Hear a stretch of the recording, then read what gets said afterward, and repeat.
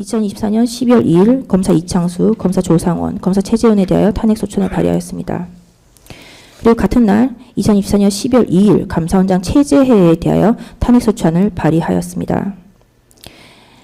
피청구인이 이 사건 비상계엄을 결심하게 된 가장 큰 사유 중 하나가 헌법기관인 감사원장에 대한 탄핵 발의입니다.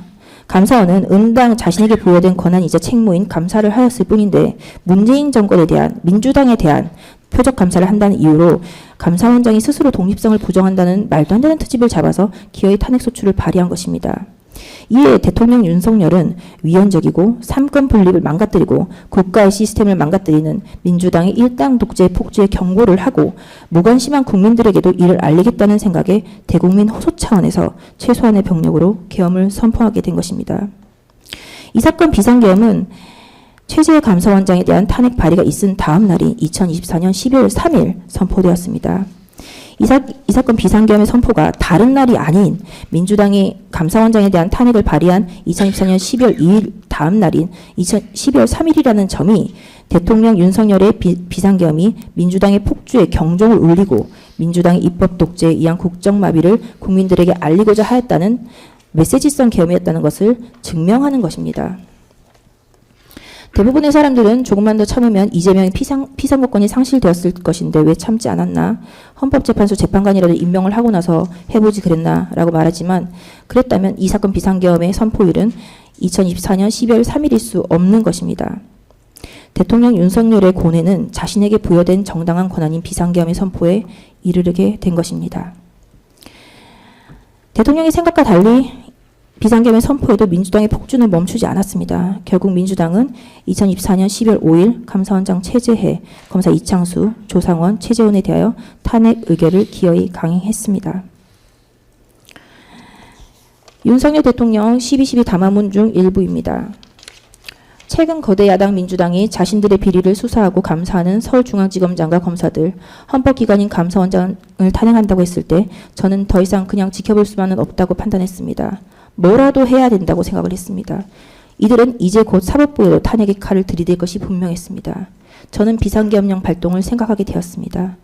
거대 야당이 헌법상 권한을 남용하여 위헌적 조치들을 계속 반복했지만 저는 헌법의 틀 내에서 대통령의 권한을 행사하기로 했습니다. 현재의 망국적 국정마비 상황을 사회교란으로 인한 행정사법의 국가기능 붕괴 상태로 판단하여 계엄령을 발동하되 그 목적은 국민들에게 거대 야당의 반국가적 폐악을 알려 이를 멈추도록 경고하는 것이었습니다. 라고 하였습니다. 이 당시 최재해 그 감사원장의 감사원이 수사를 하고 있었던 것은 문재인 정부 부동산 소득 고용통계 조작 의혹, 사드, 배치 지원 의혹, 북한 감시초소 철수 부실 검증 의혹 등을 감사하고 있었습니다.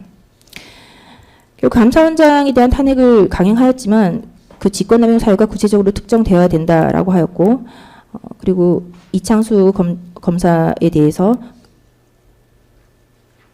탄핵이 되었지만 첫 기회에 국회 불출석으로 소추 변호인조차 선임을 하지 않아서 3분 만에 종료가 되었습니다.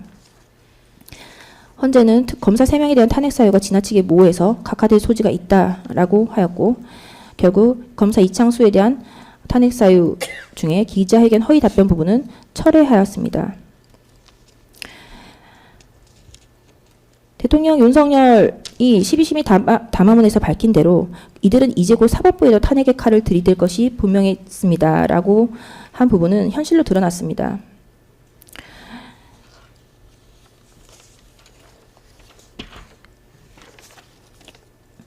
이재명에 대하여 파기자판이 아닌 파기환송으로 판결이 났고 피선거권을 박탈당하지 않은 채로 이재명은 대통령 후보로 입후보를 하였고 그리하여 대통령으로 당선되었습니다. 그리하자 민주당과 이재명은 조희대 대법원장이 선거에 관여하였다라는 이유로 사퇴 요구 미수용 시 탄핵을 추진하겠다라는 발언들을 하였습니다. 12.12 담화에도 예측한 바와 같이 저들은 사법부에도 탄핵의 칼을 들이대며 미친 광란의 춤을 추고 있습니다.